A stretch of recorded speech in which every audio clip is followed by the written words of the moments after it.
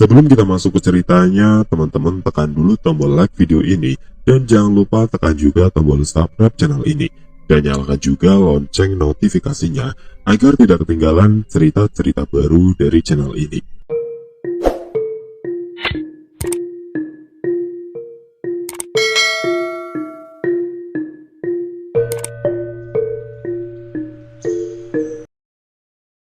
Dan insya Allah, aku dan Teh Rima akan sering-sering bersilaturahmi ke Pompes. Oh iya, kalian pasti menanyakan, perihal ibuku kan? Ibu dan keluarga pamanku seminggu setelah pernikahan kami, beliau pun pulang ke kampung. Saat itu aku sangat bahagia, karena sekarang kami bisa satu rumah, dan sudah halal. Siang itu aku terlebih dahulu membereskan atau bersih-bersih di rumah Teh Rima, karena hampir 3 bulan rumah tidak pernah dicek. Di saat aku dan Teh Rima sedang sibuk bersih-bersih, tiba-tiba beberapa ibu-ibu pun berdatangan dan memberikan ucapan selamat kepada kami. Terlebih, kumpulan ibu-ibu yang sering bergosip di tokoku dulu dan menjodohkanku dengan Teh Rima. Terlihat amat sangat bahagia karena melihat kami akhirnya menikah juga. Meski pada awalnya mereka agak sedikit marah karena mereka tidak diundang. Tapi setelah sedikit aku kasih pengertian, akhirnya mereka mengerti. Bersih-bersih rumah sudah, dan ibu-ibu serta bapak-bapak pun semuanya sudah pulang. Aku memutuskan untuk mandi, karena sebentar lagi akan masuk sholat asar. Sayang, aku mandi duluan ya, soalnya sebentar lagi mau masuk waktu asar. Sekalian aku ingin sekali sholat berjamaah di masjid, ucapku. Iya sayang, silahkan. Mandinya mau sendirian, apa mau ditemenin? Ucap Teh Rima menggodaku. Ah sayang, kamu bisa aja. Itu mah antar malam atau malam. Ucapku. Ya memang, dari awal kami menikah, kami belum pernah melakukan kewajiban layaknya suami istri. Karena selama 3 bulan kita tinggal di Pompes itu pun kami tidak satu kamar. Setelah semuanya selesai dan Teh Rima pun selesai sholat, kami langsung menuju ke depan, ke rumah kontrakanku. Di sana kembali kami membereskan dan memilih barang-barang yang masih layak, atau sudah tak terpakai. Tak lama kami di sana dan akhirnya sebelum maghrib, kami sudah kembali ke rumah Teh Rima. 1 tahun pun berlalu, di mana Teh Rima memutuskan untuk menjual rumah dan kontrakannya, karena ingin tinggal dan hidup di kampung bersamaku dan ibuku. Karena menurut Teh Rima, dia sudah menyerahkan seluruh hidupnya untukku dan ibu. Dan Teh Rima sempat berjanji, apapun yang terjadi, sepahit apapun yang mungkin akan kami lewati nanti, dia tidak akan pernah meninggalkanku. Bahkan sampai maut memisahkan, karena bagi Teh Rima, aku adalah lelaki terakhir untuknya. Mendengar hal tersebut, aku terharu dan bahagia, karena aku telah memiliki sosok wanita cantik dan soleha. Hasil dari penjualan rumah Teh Rima pun dipergunakan untuk membeli tanah ibuku yang berada tepat di samping rumah ibu. Kami membuat rumah yang menurut ukuran di kampung, rumah kami yang paling besar dan mewah, di mana kami membuka usaha material. Bisa dibilang toko bangunan kami yang paling besar dan komplit. Setengah tahun setelah rumah dan usaha toko dimulai, kami semua mendapat berita bahagia karena Teh Rima telah hamil. Kabar tersebut tentu saja membuatku sangat bahagia. Begitu juga dengan ibu dan keluargaku yang lain. Di saat Teh Rima sedang hamil, saat itu aku yang paling khawatir. Sampai-sampai saat Teh Rima akan beranjak dari tempat duduk, untuk sekedar mengambil minum pun aku larang. Mendingan aku yang mengambilkannya. Maklum baru pertama ngalamin jadi parno. Tak terasa usia kehamilan Teh Rima pun sudah menginjak 8 bulan. Dan saat itu aku sangat tidak sabar untuk menanti kelahiran calon anak pertamaku. Namun pada suatu malam aku bermimpi, dan mimpi tersebut sangat membuatku khawatir akan janin yang sedang dikandung oleh istriku, Teh Rima. Di mana di dalam mimpi tersebut sosok wanita ular yang dulu tak pernah datang dan mengganggu kini hadir kembali melalui mimpiku. Di dalam mimpi sosok itu berkata kepadaku, Aku memang tidak bisa mendekati dan mengganggu keluargamu. Tapi jangan harap janin yang ada di tubuh istrimu akan selamat.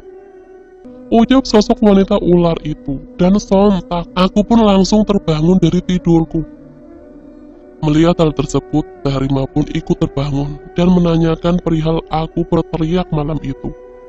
Lalu aku pun menceritakan apa yang aku mimpikan, karena aku tidak ingin mempengaruhi Teh Rima, karena pasti yang aku mimpikan akan menjadi pikiran Teh Rima. Aku pun lalu meminta izin kepada Teh Rima untuk berkunjung ke Pak Kiai, dan meminta saran dari beliau. Pagi pun tiba, kira-kira sekitar pukul 6 aku langsung menuju kota, dengan mengendarai sepeda motor. Awalnya Teh Rima menyuruhku untuk memakai mobil, diantar oleh pamanku. Tapi aku tidak enak jika harus merepotkan beliau. Singkat cerita, aku pun sampai di Pompes Pak Kiai kembali. Aku disambut oleh para santri. Lalu aku pun berkata ingin bertemu dengan Pak Kiai.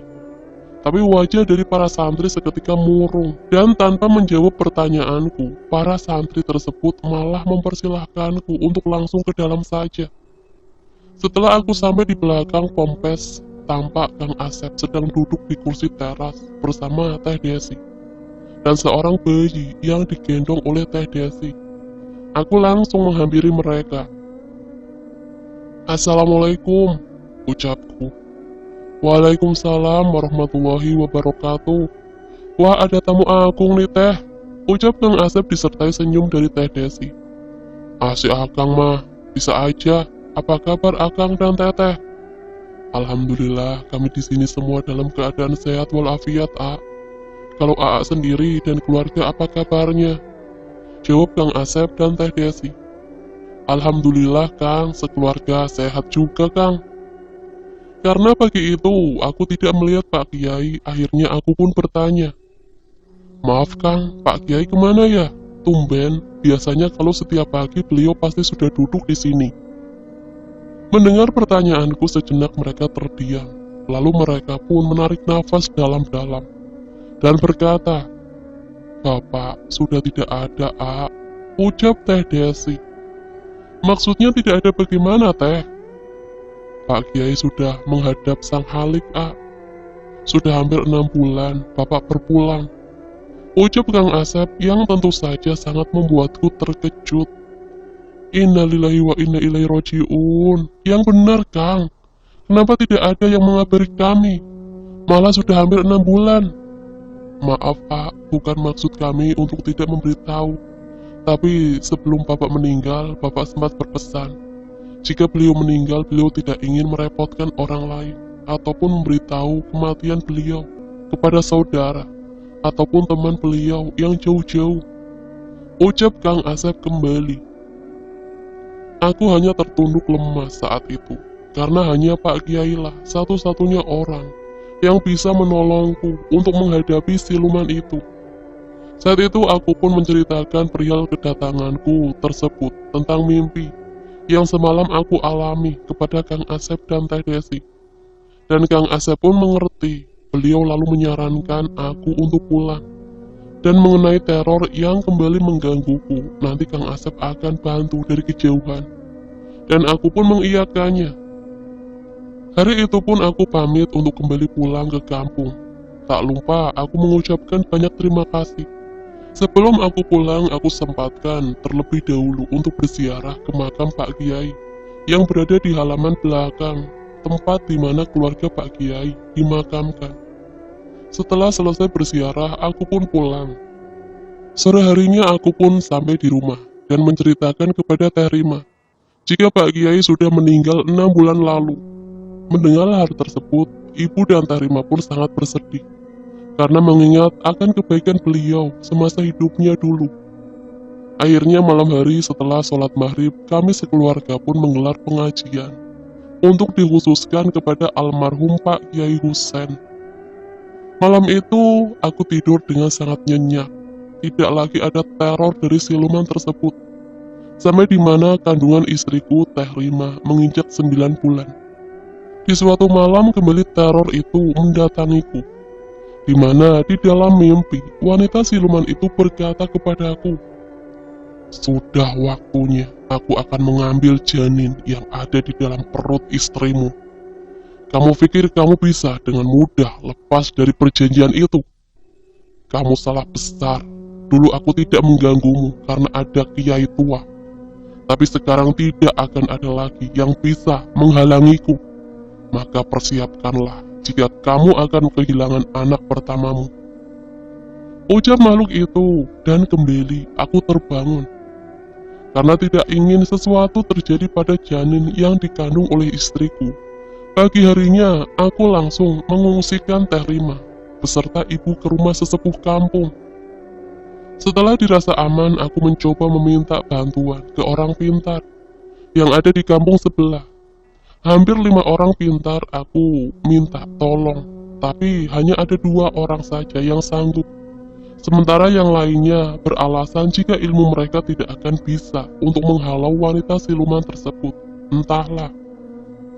Karena aku masih khawatir, sore sekitar pukul 4, aku pun meminta tolong paman untuk mengantarku menjemput Kang Asep. Karena kemarin aku lupa untuk meminta nomor telepon beliau. Tarima melarangku, tapi aku tidak punya pilihan lain. Bahkan ibu yang tidak tahu apa yang sebenarnya terjadi pun sangat kebingungan dengan apa yang aku lakukan. Tapi untungnya Teh Rima bisa memberitahukan alasan yang masuk akal tanpa memberitahukan ibuku apa yang sebenarnya terjadi. Setelah semuanya bisa diatasi, aku pun langsung berangkat menuju kota untuk menjemput Kang Asep. Singkatnya, sesampainya aku di Pompes, aku menceritakan kembali kepada Kang Asep dan beliau mengerti. Sempat aku meminta beliau untuk ikut bersama kami, tapi beliau tidak bisa karena Teh Desi sedang sakit dan anak Kang Asep tidak ada yang menjaga. Tapi malam itu Kang Asep langsung melakukan apa yang dulu dilakukan oleh Pak Kiai, di mana Kang Asep mencoba memanggil siluman ular tersebut. Lalu Kang Asep berusaha untuk menaklukkan siluman itu. Kembali siluman tersebut bisa diatasi dan berjanji tidak akan mengganggu janin yang ada di tubuh Teh Rima. Saat itu aku sangat bersyukur, karena aku pikir semuanya sudah benar-benar berakhir. Tapi aku salah. Setelah berterima kasih, malam itu sekitar pukul 10 malam. Aku pun pamit untuk pulang. Karena menurut prediksi dokter, besok adalah hari di mana anak pertamaku lahir. Dan aku tidak ingin melewati momen tersebut, karena aku ingin sekali mendampingi Teh Rima melahirkan. Mendengar hal tersebut, Kang Asep mengucapkan selamat dan mendoakan semoga persalinannya diberikan kelancaran, dan mengingatkan kami untuk hati-hati saat di perjalanan pulang nanti. Setelah semuanya selesai, aku beserta paman pun meninggalkan Pompes tersebut dan melaju untuk pulang ke kampung. Di awal perjalanan semua berjalan lancar, hanya sesekali saja macet. Sampai tiba di suatu jalan atau daerah yang melewati perbukitan. Disinilah awal mula kami diganggu. Memasuki jalan yang menurun, tiba-tiba lampu dalam mobil mendadak mati. Padahal menurut paman, lampu mobilnya baru saja seminggu yang lalu diganti. Tidak sampai di situ, saat kami mencoba melihat jalan, tiba-tiba tepat di depan kami, seperti ada sosok yang menyeberang jalan, yang sontak membuat kami kaget. Dan dengan cepat, paman mengerem.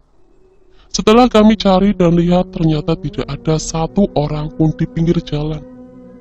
Setelah sejenak kami berdoa, kami pun melanjutkan perjalanan dengan sangat pelan dan hati-hati, karena lampu mobil masih mati. Malam itu aku merasakan sesuatu yang janggal, di mana kami merasa tidak juga keluar dari jalan bukit tersebut. Padahal normalnya sekitar 30 menit kami sudah sampai di perbatasan. Namun malam itu hampir 2 jam, kami belum juga sampai di perbatasan. Hal aneh lainnya adalah malam itu kami sama sekali tidak bertemu mobil lainnya. Biasanya jalur ini cukup ramai, tapi kali ini sangat sepi. Ditambah hujan yang tiba-tiba turun, menambah gelap pandangan kami. Kok malam ini aneh banget ya? Dari tadi kita tidak sampai-sampai di patah jalan kota, ujar paman. Iya paman, sudah hampir 2 jam kita melewati jalan ini. Tapi belum juga sampai. Ditambah dari tadi kita tidak bertemu atau berpapasan dengan mobil lain, jawabku. Di tengah-tengah kebingunganku, tiba-tiba kami dikejutkan oleh kedatangan sosok wanita ular yang tepat berada di depan mobil kami. Kulihat pamanku sangat ketakutan. Aku pun menyuruh paman untuk menabrak sosok tersebut. Tapi setelah kami menabraknya, sosok itu menghilang. Tapi kami tidak mempedulikannya. Paman langsung menancap gas sambil fokus melihat ke arah jalan yang sangat amat gelap. Di dalam mobil kami terus berdoa, segala macam doa yang kami tahu, kami lantunkan. Sampai di suatu tikungan kembali, kami dikejutkan oleh kedatangan wanita siluman. Yang kali ini sosok itu bukan berada di jalan, tapi di dalam mobil kami. Yang sontak saja membuat pamanku seketika pingsan melihat hal tersebut. Aku sangat amat panik karena otomatis mobil yang kami kendarai tidak tentu arah. Di saat aku panik, sosok wanita siluman yang berada di jok belakang pun berkata, "Aku memang tidak bisa mengganggu dan mengambil janin yang ada di dalam tubuh istrimu. Tapi sebagai gantinya, kamu yang harus mati." Ucap sosok itu sambil berteriak dan tertawa, lalu mencekik leherku. Aku berusaha untuk melepaskan diri, namun mobil yang aku naiki tidak ada yang mengemudikan. Akhirnya terjun ke dalam jurang. Saat itu, aku tidak ingat apa-apa. Sampai tiba pagi hari, aku tersadar dan melihat tubuh pamanku terjepit di antara jok dan setir. Aku coba bangkit untuk membantu paman, karena tidak ada satu orang pun yang turun membantu kami. Sejenak kulihat ke arah atas jurang, ternyata para warga hanya berkumpul di atas sana. Aku berusaha untuk meraih tubuh pamanku, namun aku sangat terkejut, karena saat tanganku coba untuk meraih dan memegang tubuh pamanku, tanganku hanya menembus tubuh pamanku. Saat itu aku sangat kebingungan. Berulang kali aku terus berusaha untuk memegang dan meraihnya, namun kembali tanganku hanya menembus tubuh beliau. Mungkin aku akan coba meraihnya dari sebelah kiri, gumamku. Saat aku menggeserkan tubuhku ke samping, alangkah terkejutnya aku. Apa yang kulihat saat itu sungguh amat membuatku sangat tak percaya. Di mana aku melihat tubuhku pun terjepit, bahkan sebagian dari tubuhku hancur. Melihat hal tersebut, aku hanya terdiam. Apa mungkin aku sudah meninggal? Tak lama aku mendengar para warga berdatangan dan mencoba mengevakuasi dan mengeluarkan kami dari bangkai mobil tersebut. Di saat para warga setempat sedang sibuk mengevakuasi, aku hanya duduk, terdiam, melihat semuanya. Tak lama tubuh pamanku berhasil dikeluarkan, dan salah satu dari relawan pun berteriak, "Korban ini masih hidup!" Mendengar hal tersebut, aku sangat bersyukur. Tapi tiba-tiba aku harus menerima kenyataan pahit, tak kalah beberapa warga lain yang berhasil mengeluarkan tubuhku kembali berteriak, "Astaghfirullahaladzim, innalillahi wa inna ilaihi raji'un. Korban yang ini sudah meninggal, Pak. Sebagian tubuhnya hancur," ucap beberapa warga kepada pihak polisi. "Ya Allah, apa benar aku sudah meninggal?" gumamku. Setelah para warga berhasil mengevakuasi kami, tubuh kami pun langsung dibawa menuju rumah sakit dengan menggunakan ambulan. Di dalam ambulan aku duduk di samping tubuh paman dan jasadku. Aku sangat tak percaya jika aku sudah benar-benar meninggal. Lalu bagaimana dengan kabar istriku dan persalinannya? Saat itu aku hanya bisa menangis. Sampai tak lama mobil pun sampai di depan ruang unit gawat darurat. Kulihat tubuh pamanku langsung dikeluarkan dan dibawa ke ruang UGD. Tak lama para petugas menurunkan tubuhku. Namun sesampainya di ruang UGD, tubuhku langsung ditutup oleh selimut rumah sakit. Melihat itu semua semakin menyadarkanku bahwa aku benar-benar sudah meninggal. Kulihat para medis berusaha untuk menyadarkan pamanku. Dan alhamdulillah setelah beberapa kali mencoba, akhirnya pamanku sadar juga. Beberapa petugas pun langsung mencoba bertanya untuk mendapatkan informasi yang bisa disampaikan kepada pihak keluarga, dan paman pun memberitahukan nomor istrinya. Lalu pihak rumah sakit pun mencoba menghubunginya. Saat itu aku melihat pamanku bertanya kepada salah satu petugas, menanyakan perihal keadaanku, dan petugas itu pun memberitahukan kepada paman jika aku sudah meninggal. Bahkan petugas itu pun berjalan ke arah jasadku. Setelah membuka penutup kain, barulah pamanku percaya dan menangis saat itu juga. Kulihat pamanku mencoba bangkit untuk menghampiri jasadku, namun petugas melarangnya karena kondisi paman yang masih lemah. Aku mencoba mendekati paman dan berbicara, namun pamanku tidak mendengarkannya. Yang kulihat beliau hanya menangis. Akhirnya mereka memindahkanku ke kamar mayat. Saat itu sempat aku berusaha mencegah mereka, tapi usahaku sia-sia karena mereka tidak mendengar teriakanku sama sekali. Singkat cerita, sore hari terlihat ibu, istri paman, dan beberapa keluargaku datang. Tak lama istriku, Teh Rima pun tiba, ditemani oleh sesepuh kampung dan istrinya. Setelah melihat keadaan paman, mereka semua menanyakan keberadaanku, dan salah satu petugas pun mengantarkan semuanya ke kamar mayat. Setibanya di sana, ibu dan istriku langsung memeluk tubuhku dan menangis sejadi-jadinya. Melihat hal tersebut, aku hanya menangis. Ingin rasanya aku memeluk mereka, tapi aku tidak mampu. Bahkan saat ibu dan istriku pingsan, aku tak bisa untuk meraih mereka. Beberapa petugas dan keluargaku pun membantu dan mengangkat tubuh ibu dan istriku keluar dari kamar mayat, menuju kursi depan. Di saat semuanya mencoba menyadarkan ibu dan istriku, terdengar suara tangisan bayi. Setelah kulihat, tampak istri dari sesepuh desa kami sedang menggendong seorang bayi. Apa itu anakku? Setelah aku perhatikan, perut istriku ternyata sudah kempes. Apa bayi yang sedang digendong oleh istri sesepuh itu benar anakku? Aku pun mencoba menghampiri bayi itu. Ketika aku mendekatinya, seketika bayi itu pun menangis dengan sangat kencang. Melihat hal tersebut, istri sesepuh pun sangat kebingungan.